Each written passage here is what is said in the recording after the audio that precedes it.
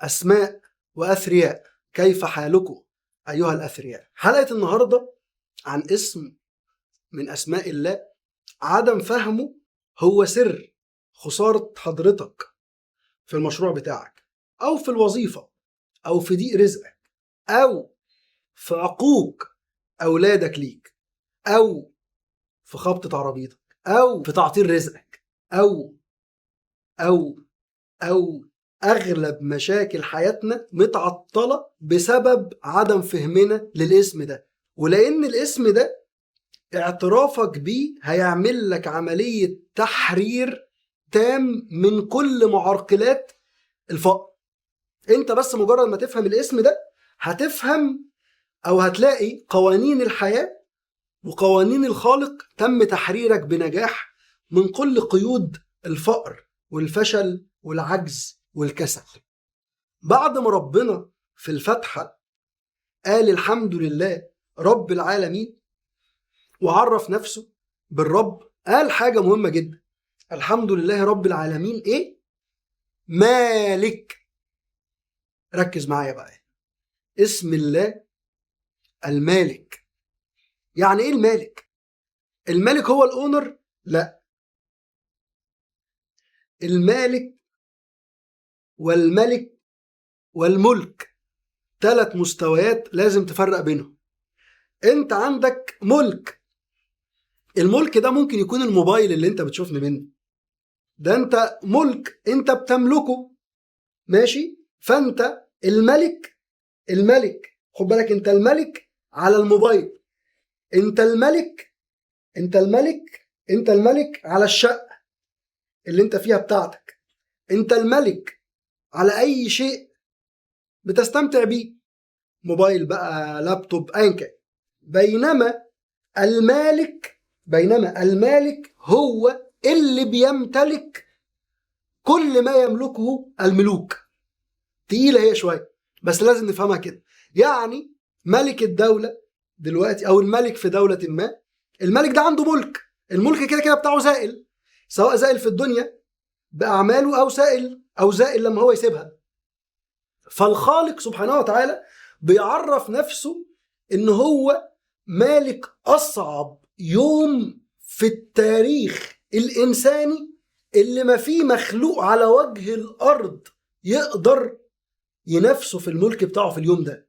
انت ممكن في الدنيا، هنا بقى المشكلة، انت ممكن في الدنيا تظن انك مالك، تظن ان في شيء ملكك، بينما كل اللي في الدنيا معاك هي ملكية مؤقتة، سواء صحتك، سواء جسدك، سواء فلوسك، سواء شغلك، سواء زوجتك، سواء ولادك، اي شيء في الدنيا ملكيته ملكية مؤقتة. فالمالك الحق هو اللي معاه الملكية الدائمة. مش كده بقول لك ولله ملك السماوات والارض تبارك الذي بيده الملك وهو على كل شيء قدير، الذي له ما في السماوات وما في الارض وما بينهما.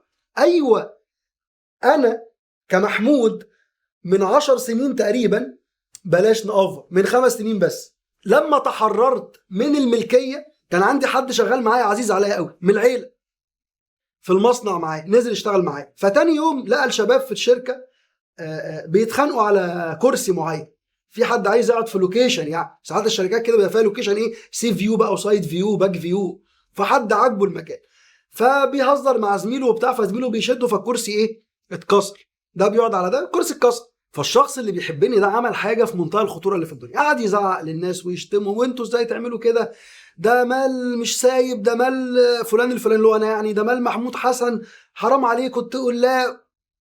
كارثه كبيره. فلما جه كلمني قلت له تصدق وتؤمن بايه؟ قال لي لا اله الا الله. قلت له انا عمري في حياتي ما تخيلت ان الموبايلات اللي مع الموظفين دي بتاعتي، او الكراسي اللي بره دي ملكي، او حتى الكمبيوترز اللي ماليه الشركه. يعني في مره ابني كان عايز كمبيوتر، وانا مثلا في الشركه فيه مش اقل من 30 40 كمبيوتر، ما خدتش واحد منهم، لان انا شايل من دماغي فكره الملكيه. انا لا املك اي شيء. عارف الاحساس ده، احساس نزع الملكيه واعطائها لمالكها الحقيقي اللي هو المالك، ده اول تحرير لحضرتك من كل قيود الفقر. لان خد بالك الشيطان الشيطان لما ضحك على سيدنا آدم وخرجه من الجنة قال له إيه؟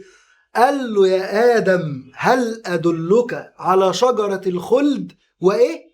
وملك لا يبلى. هو بيضحك عليك بالملك، هو بيخليك تبعد عن ربنا بملكك العربية، خايف تتخبط ومرعوب على عيالك ومرعوب على أهل بيتك ومرعوب على شقتك ومرعوب على شغلك لأنك مالك. طب مجرد ما تتحرر إن لله وإنا إليه راجعون، خلاص بيديك إحساس طمأنينة بإنك أصلا أنت مش مالك حاجة، أنت مش بتاعك، إحنا بتوع ربنا.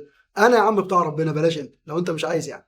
فأصبح إنك أول ما تجرد ملكيتك فتقول أنا لا أملك وأنا ليا مالك. يعني حتى سيدنا النبي عليه أفضل الصلاة والسلام يقول له كده، يقول له إيه؟ يقول له قل إن صلاتي ونسكي ومحياي ومماتي لله رب العالمين.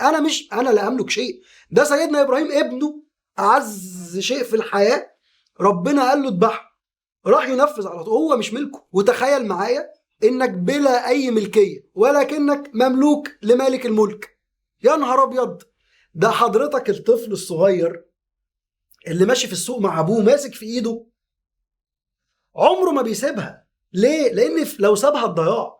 هو بيدي لنفسه، الطفل ده بيدي ملكيته لوالده، فهو يمشي كده يمشي كده يتحرك بيه يمين شمال، لأنه لو ساب إيده هيضل. فأنت أول ما تنزع ملكيتك من الخالق وما يبقاش هو المالك بتاعك تضل.